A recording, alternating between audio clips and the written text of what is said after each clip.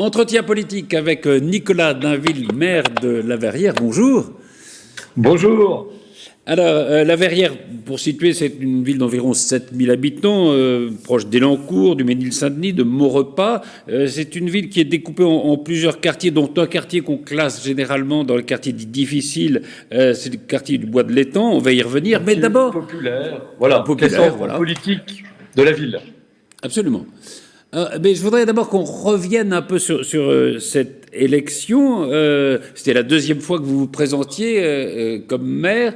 La Verrière, c'était un bastion communiste.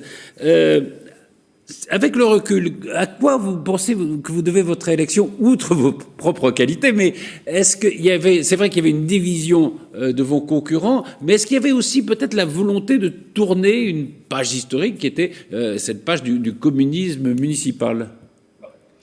Ben écoutez, c'est vrai qu'il y a plusieurs raisons qui expliquent, je pense, notre élection. Je pense qu'il y a eu quand même un long travail de fait sur la durée par notre équipe. On était une équipe dans l'opposition et c'est vrai que dans l'opposition, pendant 6 ans, on a assisté à tous les conseils municipaux, on s'est accroché, on a proposé, on a alerté. En tout cas, on n'a pas arrêté d'être présent et c'est ce long travail qui fait que cela a porté ses fruits le jour de l'élection et c'était pas évident, notamment dans ce contexte de confinement et de crise sanitaire. Même dans l'opposition, on a continué à être présent avec toute mon équipe. Peut-être, comme vous dites, une attente très forte des habitants d'efficacité. Je pense qu'ils voyaient bien que la Verrière avait un potentiel extraordinaire, que la Verrière avait beaucoup d'actions à mettre en place et beaucoup d'habitants estimaient que l'équipe précédente, l'équipe municipale précédente, n'était pas suffisamment dynamique, n'était pas suffisamment présente sur le terrain, n'était pas suffisamment impulsive pour pousser ses projets sur l'éducation, sur la sécurité. Et c'est vrai qu'il y a un moment donné où les problèmes étaient trop visibles et il y avait trop d'impatience de la part des habitants. Voilà, je pense que c'est quelques raisons. Et puis une autre raison très importante aussi, Patrice Carmouze, c'est, je pense que les habitants, ils veulent une équipe de compétences, pas une équipe d'idéologues, qu'ils soient de gauche, de droite, du centre ou apolitique. Les habitants, ils veulent un maire, des élus qui soient proches de leurs préoccupations et qui ne raisonnent pas uniquement dans des jeux politiciens. Voilà, qu'on soit du Parti communiste ou du Parti socialiste, je pense qu'ils ont pris conscience que cela avait peu d'importance. Ils voulaient un maire, une équipe municipale qui raisonne un peu moins en termes politiciens, politiques, idéologiques, mais qui raisonne en termes de projet. Et donc, on a réussi à avoir effectivement des électeurs qui étaient plutôt de sensibilité de gauche, mais qui se reconnaissaient dans notre projet sur l'éducation, sur la sécurité, et qui est un projet en fait de bon sens. C'est pas un projet de droite, de gauche, du centre, c'est un projet de bon sens pour améliorer la Verrière. Est-ce que 6 mois après votre élection, quel est le regard que vous portez sur vos premiers pas de maire? Est-ce qu'il y a des choses qui vous ont surprise dans l'exercice de cette fonction? Et est-ce que c'est une fonction qui rend heureux? Ben écoutez, moi ça me rend très heureux parce que humainement c'est très riche. C'est vrai que de voir à l'état civil un père de famille, voilà, venir pour suite au décès de son enfant, c'est vrai que ça marque profondément le maire que je suis. Célébrer l'union de deux personnes lors d'un mariage, c'est des moments inoubliables. Être sur le terrain à portée d'engueulade, comme on le dit souvent, c'est vrai que ça secoue, mais en même temps, il y a beaucoup de satisfaction de voir les choses avancer. On est effectivement alerté quand ça va mal, mais il y a aussi des habitants qui, une fois que le problème est résolu, nous le font savoir, et tout cela apporte beaucoup de satisfaction humaine. Et je trouve que voilà, pour être heureux dans ce mandat de maire, il faut aimer les gens, et c'est vrai que c'est voilà, je trouve la source de satisfaction principale c'est de partager des projets avec mon équipe et puis de pousser ces projets avec les habitants. Et ça me rend profondément heureux.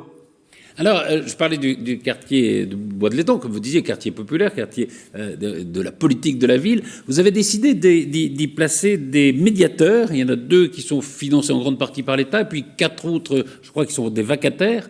Quel est leur rôle alors, visiblement, c'est efficace, puisque j'ai cru comprendre que depuis longtemps, dans la nuit du 31 décembre au 1er janvier, il n'y a pas eu, par exemple, de voitures brûlées. Exactement. Est-ce que c'est à eux qu'on doit ça, et à cette initiative qu'on doit ça, notamment? Bien sûr. C'était un de nos engagements de campagne. C'était un dispositif sur lequel on croyait beaucoup. Ça faisait 4 ans que la municipalité précédente expliquait qu'ils n'y arrivaient pas à mobiliser de médiateurs, mais que ce n'était pas de leur faute, que c'était de la faute de la préfecture. Et c'est vrai que cette situation, elle était incompréhensible. Et donc, dès notre arrivée, on a consacré une énergie folle à aller chercher ces financements de l'État. Et on les a obtenus. Donc, on a effectivement 2 adultes relais financés en quasi-totalité par l'État, qui sont donc des agents de la ville. Et on a renforcé ces agents municipaux par une équipe de vacataires, qui sont des médiateurs expérimentés, qui ont essentiellement 2 missions. Ce sont des médiateurs qui marchent sur 2 jambes. La première jambe, elle est sociale, pour renouer le dialogue avec les jeunes, pour être à leur écoute, pour faire passer les bons messages, pour vraiment faire prendre conscience aux jeunes qu'on peut aller vers le pire ou vers le meilleur. Et ces médiateurs qu'on a sélectionnés rigoureusement, ce sont des parcours de réussite. Et donc, ce sont des jeunes qui vont vraiment essayer de pousser nos jeunes vers le meilleur. Et puis, ils ont une deuxième jambe, nos médiateurs, une jambe tranquillité publique pour assurer, je dirais, la meilleure tranquillité possible dans tous nos quartiers, pas seulement au Bois de l'Étang, également à Orly Park et au village, Oui. pour qu'on respecte le voisinage, pour que les halls d'immeubles ne soient pas squattés, pour que, en termes de motocross, notamment sur les rodéos, les jeunes puissent prendre conscience du danger de ce type de pratique. Voilà, faire passer les bons messages. Ce sont essentiellement des médiateurs issus de la ville, issus de nos quartiers, qui sont respectés par les jeunes et avec qui les jeunes ont un dialogue peut-être plus libéré que la police, dont ce n'est pas la principale mission que d'aller dialoguer avec les jeunes. Donc ils ont vraiment ces deux missions, et c'est vrai que pendant le réveillon, la Saint-Sylvestre, ça s'est relativement bien passé. C'était un petit peu historique grâce à ces médiateurs qui étaient déployés sur nos terrains pour être vraiment en constant dialogue avec les jeunes et leur faire prendre conscience que faire brûler des poubelles, faire brûler des voitures, voilà, ça dégradait notre commune et que c'était nos familles qui allaient en payer les pots cassés. Alors, Valérie Pécresse, la présidente de la région Île-de-France, dit que face à l'absence d'une vraie politique de rénovation urbaine, parfois il faut savoir détruire des ghettos quand ils existent. Est-ce que la Verrière est concernée par ce propos ou pas? Ben écoutez, c'est un sujet très important sur la Verrière, effectivement, la rénovation de nos quartiers.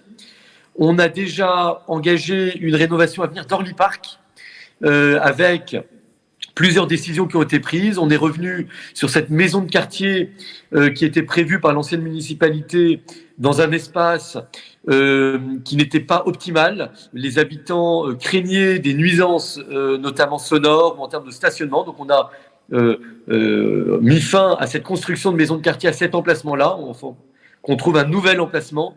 Et on est en train de lancer, en lien avec le département, toute une réflexion sur Orly Park pour que dans le mandat, on ait des nouvelles aires de jeu, des nouveaux jardins partagés, également des espaces de vie pour nos habitants. Donc toute cette réflexion, elle est engagée pour le mandat sur Orly Park.